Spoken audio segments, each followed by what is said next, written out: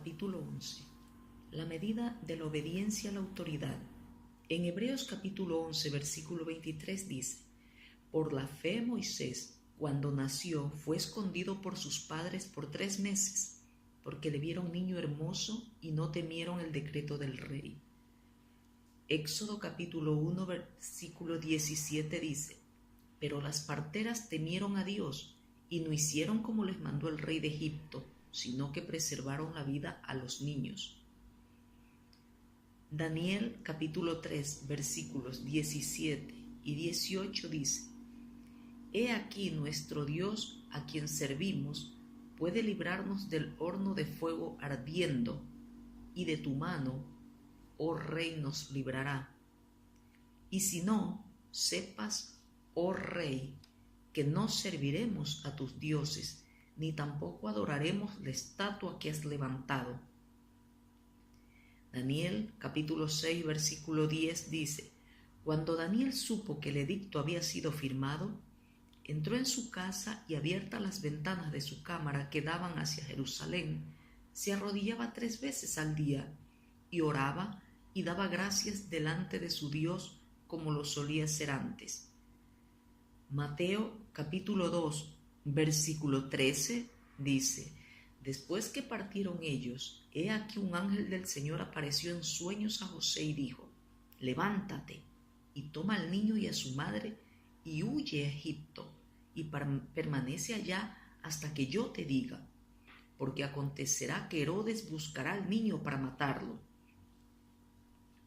Hechos capítulo 5, versículo 29 dice: Respondiendo Pedro y los apóstoles dijeron: Es necesario obedecer a Dios antes que a los hombres. La sumisión es absoluta, pero la obediencia relativa. La sumisión es cuestión de aptitud, mientras que la obediencia es asunto de conducta. Pedro y Juan respondieron al concilio judío: Juzgad si es justo delante de Dios obedecer a vosotros antes que a Dios, dice en Hechos capítulo 4, versículo 19. Su actitud no era rebelde, puesto que todavía se sometían a los que estaban en autoridad. La obediencia, sin embargo, puede no ser absoluta. A algunas autoridades es necesario obedecer, mientras que a otras no, especialmente en materias que atañen a los principios cristianos, tales como creer en el Señor, predicar el Evangelio y otras.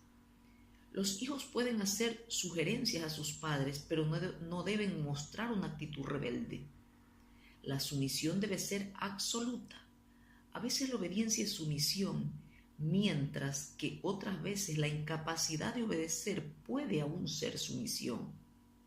Aún al hacer una sugerencia, debemos mantener una actitud sumisa. Hechos 15 sirve como un buen ejemplo de una iglesia en sesión. Durante la sesión puede haber sugerencias y debates, pero una vez que se adopta una decisión, todos deben aprender a someterse. La medida de la obediencia a las autoridades delegadas. Si los padres se niegan a permitir que sus hijos se junten con los santos, los hijos deben mantener una actitud sumisa, aunque tal vez no sea necesario que obedezcan. Esto es similar a la forma en que los apóstoles respondieron al concilio judío. Cuando el concilio les prohibió que predicaran el Evangelio, mantuvieron un espíritu sumiso durante todo el juicio. No obstante, siguieron con la comisión del Señor.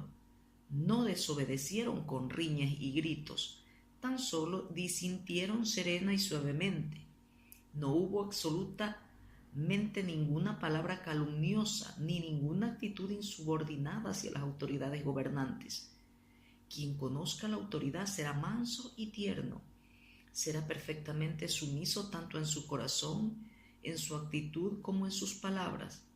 No habrá señales de aspereza ni de rebelión.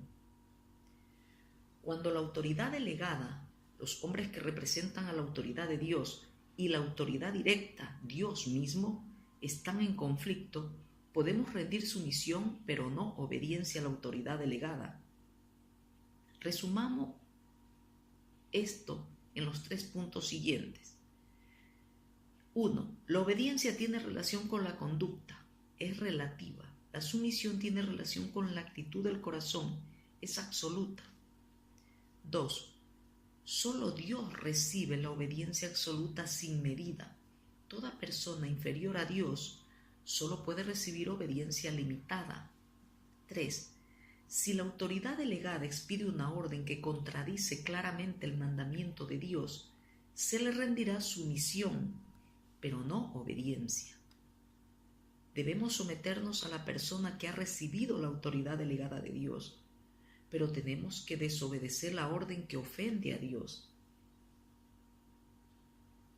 Si sus padres quieren que ustedes, como hijos suyos, vayan a cierta parte donde, como creyentes, preferirían no ir, pero no a un lugar donde estaría implicada la cuestión del pecado, el asunto es susceptible de discusión. La sumisión es absoluta, mientras que la obediencia puede ser materia de consideración. Si sus padres los obligan a ir, vayan, pero si no insisten, ustedes son libres entonces de no ir. Dios los librará de esas circunstancias si como hijos mantienen una actitud correcta. Ejemplos en la Biblia. 1. Tanto las parteras como la madre de Moisés desobedecieron el decreto de Faraón al preservar la vida a Moisés. Sin embargo, se las consideró mujeres de fe. 2. Los 3 amigos de Daniel se negaron a adorar la estatua de oro levantada por el rey Nabucodonosor. Desobedecieron la orden del rey, pero se sometieron al fuego del rey. 3. Desobedeciendo el decreto real, Daniel oraba a Dios. Sin embargo, se sometió al juicio del rey al ser arrojado en el foso de los leones. 4. José tomó al Señor Jesús y huyó a Egipto para evitar que el rey Herodes le diera muerte al niño. 5. Pedro predicaba el Evangelio, aunque esto era contrario al mandamiento del consejo gobernante, pues dijo que era justo obedecer a Dios antes que a los hombres. Con todo, él mismo se dejó llevar a la cárcel. Señales indispensables que acompañan a los obedientes. ¿Cómo podemos discernir si una persona es obediente a la autoridad? Por las siguientes señales. Primero, una persona que ha conocido la autoridad procurará, desde luego, hallar la autoridad a donde quiera que vaya. El lugar donde se puede aprender la obediencia es la iglesia, ya que en este mundo no existe realmente la obediencia. Solamente los creyentes pueden obedecer y ellos también deben aprender a hacerlo, no aparentemente, sino de corazón. Pero una vez que haya aprendido esta lección de obediencia, el creyente buscará y hallará la autoridad por todas partes. Segundo, una persona que ha tenido un encuentro con la autoridad de Dios es mansa y tierna. Ha sido ablandada y no puede ser dura. Tiene temor de estar equivocada y por lo tanto es apacible. Tercero, una persona que de veras ha tenido un encuentro con la autoridad jamás quiere estar en autoridad. Tampoco tiene la preocupación ni el interés de llegar a ser una autoridad. No se complace en dar consejos ni en dominar a otros. La persona verdaderamente obediente tiene siempre temor de cometer un error. Pero, ¿cuántos hay que aún aspiran a ser consejeros de Dios? Solo los que no conocen la autoridad son los que desean ser autoridades. Cuarto, una persona que ha tenido contacto con la autoridad mantiene la boca cerrada, está en sujeción y no se atreve a hablar descuidadamente porque en ella hay un sentido de autoridad. 5. Una persona que ha estado en contacto con la autoridad es sensible a todo acto de anarquía y rebelión que le rodee. Ve cómo el principio de la anarquía ha llenado la tierra y hasta la iglesia. Solo los que han tenido una experiencia con la autoridad pueden guiar a otros a la obediencia. Los hermanos deben aprender a obedecer a la autoridad.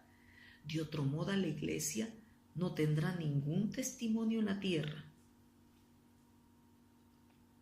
El mantenimiento del orden reside en el conocimiento de la autoridad. A menos que los hombres se pongan en vívido contacto con la autoridad, es imposible establecer la obediencia y la autoridad que se originan en el principio de obediencia a la autoridad. Por ejemplo, si usted pone a dos perros juntos, es inútil que trate de establecer a uno de ellos por autoridad y al otro por el que obedezca. Solo un vívido contacto con la autoridad puede resolver los problemas que resultan de la falta de obediencia a la autoridad. Y en cuanto ofendamos a la autoridad, nos daremos cuenta inmediatamente de que hemos ofendido a Dios. Es inútil señalar un error a quien nunca ha visto la autoridad. No, primero hay que llevarlo a conocer la autoridad y luego uno puede mostrarle su falta. Sin embargo, al ayudar a otros debemos cuidarnos de no caer también en su rebelión. Ahora bien, ¿fue bueno que Martín Lutero se levantara para hablar en defensa del principio fundamental de la justificación por la fe? Sí, porque estaba obedeciendo a Dios al apoyar la verdad. De igual modo es propio que también nosotros apoyemos la verdad, tal como el testimonio de la unidad de la iglesia local, dejando atrás el asunto denominacional. Hemos visto el cuerpo de Cristo y también la gloria de Cristo. Así que no podemos tomar sobre nosotros otro nombre que el de Cristo. El nombre del Señor es importante. ¿Por qué no decimos salvo por la sangre, sino más bien salvo por el nombre del Señor? Porque el nombre del Señor habla también de su resurrección y ascensión, porque no hay otro nombre bajo el cielo dado a los hombres en que podamos ser salvos, dice Hechos capítulo 4, versículo 12. Somos bautizados en el nombre del Señor y también nos congregamos en su nombre. Por lo tanto, la cruz y la sangre no pueden por sí solas resolver el problema de las denominaciones. Pero una vez que hemos visto la gloria del Señor ascendido, ya no podemos insistir en tener otro nombre que no sea el del Señor Jesús. Entonces, solo podemos ensalzar el nombre del Señor Jesús rehusando cualquier otro nombre. Las denominaciones organizadas de hoy son una afrenta a la gloria del Señor. La vida y la autoridad. La iglesia se mantiene por dos elementos esenciales, la vida y la autoridad. La vida que hemos recibido y mora en nosotros es una vida de sumisión, la cual nos capacita para obedecer a la autoridad. Las dificultades que hay dentro de la iglesia raras veces tienen que ver con materias de desobediencia manifiesta. En su mayor parte se relacionan con la falta de sumisión interior. Pero el principio rector de nuestra vida debe ser la sumisión, así como el de las aves es volar y el de los peces nadar. La unidad de la fe y del conocimiento del Hijo de Dios, que se halla en Efesios capítulo 4, versículo 13, parece estar aún muy lejos, pero si hemos conocido la autoridad no está realmente tan lejos. Los santos pueden poseer diferentes opiniones y todavía no haber insubordinación, porque aún con diferentes opiniones podemos, sin embargo, someternos unos a otros. Así somos uno en la fe. Hoy ya tenemos la vida y hemos estado en contacto con algo del principio rector de esa vida. Así que, si Dios tiene misericordia de nosotros, sigamos adelante con rapidez. La vida que hemos recibido no es tan solo para tratar con el pecado, el lado negativo, sino más para obedecer el lado positivo y vital. Cuando nos deje el espíritu de rebelión, entonces sí que se restaurará rápidamente el espíritu de obediencia en la iglesia, y entonces también se anunciará el comienzo del sublime estado de Efesios capítulo 4. Si todas las iglesias locales van por este camino de obediencia, ciertamente aparecerá ante nuestros ojos el glorioso hecho de la unidad de la fe.